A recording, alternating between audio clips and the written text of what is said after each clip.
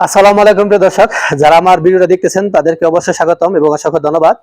আমি আসলে বলতে চাচ্ছি, যারা আসলে সাপ্লাই কোম্পানিতে আসছেন, আমি কিন্তু অসংখ্য ভিডিও দিয়েছি যে সাপ্লাইতে আসবেন না, কিন্তু যারা সাপ্লাইতে আসছেন এখন তাদের জন্য আসলে খুবই জরুরি একটা ভিডিও।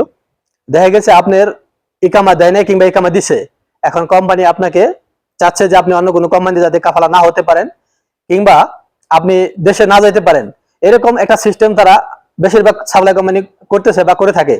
তো আমি আপনাদের জন্য এই ভিডিওটা বানাইতেছি এই জন্য, একটা সতর্ক বার্তা যাতে আপনারা বিপদে না পড়েন। তো প্রিয় দর্শক, কি করবেন আপনি যখন সাপ্লাই কোম্পানির অন্তর্ভুক্ত আপনি কাজ করতেছেন, হয়তো দেখা গেছে আপনার কোম্পানি 2 মাস 3 মাস বা 6 মাস পরে আপনাকে ফোন করছে আপনার মোবাইলে, যে আপনার মোবাইলে একটা কোড গেছে 4 ডিজিটের, নাম্বারটা দেন। তো দর্শক, আপনি চেক করবেন যে আপনার মোবাইলে যে এসএমএসটা আসছে সেটা কিউআর থেকে কিনা। যদি কিউআর থেকে আসে তাহলে এই কোডটা আপনি আপনার কোম্পানিতে দিবেন না, কারণ আপনার কোম্পানি যদি এই কোডটা নিতে পারে তাহলে আপনাকে আপনার কোম্পানি যে কোম্পানি ছিল সেটা হয়তো চেঞ্জ করে আরেকটা কফিলের নামে দিবে, দিয়ে আপনাকে লক করবে যাতে আপনি অন্য কোম্পানি থেকে হালা না হতে পারেন। তাছাড়া হয়তো বা আপনাকে ফাইনাল এক্সিট মেরে দিবে, কারণ কিউআর থেকে ফাইনাল এক্সিট কিংবা একামা লক এগুলো করা যায়। তো কোম্পানি বেশিরভাগ ক্ষেত্রে এগুলো করে থাকে যাতে আপনি ট্রান্সফার না হতে পারেন কিংবা আপনি দেশে না যেতে পারেন।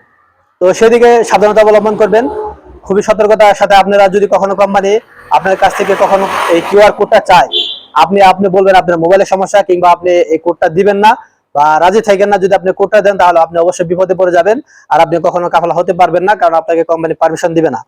তো সাপ্লাই বেশিরভাগ এরকম করে থাকে। তো আপনাদেরকে সতর্ক করার জন্য ভিডিওটা, আশা করি ভালো আছেন, এবং যদি ভিডিওটা ভালো লাগে অবশ্যই শেয়ার করে দিবেন।